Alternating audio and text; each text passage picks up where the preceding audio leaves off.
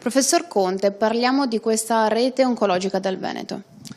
Sì, la Regione Veneto, in analogia a quanto già peraltro fatto da altre nazioni, ad esempio la Francia e da altre regioni, ad esempio il Piemonte, la Lombardia e la Toscana, sta organizzando l'assistenza oncologica con un sistema a rete. Il sistema a rete consente a ogni paziente oncologico del Veneto, ovunque sia la sua città di residenza, qualunque sia l'ospedale che lo segue, di iniziare un percorso diagnostico-terapeutico che sia stato discusso e condiviso da tutti gli specialisti del settore a livello regionale. Di fatto che miglioria porta? La rete oncologica può portare delle grandi migliorie al paziente. Innanzitutto garantisce al paziente che qualunque sia l'ospedale a cui si rivolge riceverà lo stesso tipo di proposta diagnostica e terapeutica. Questo dà un grande messaggio di sicurezza al paziente.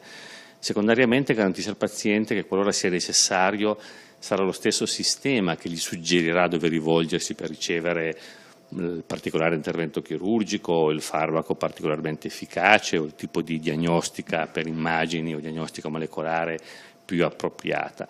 E il terzo consente al sistema sanitario di usare nella maniera più appropriata le risorse disponibili.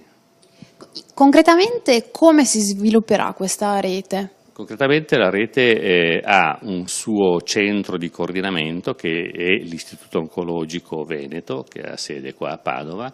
All'Istituto Oncologico Veneto faranno riferimento 5 poli oncologici, uno per ogni area provinciale veneta.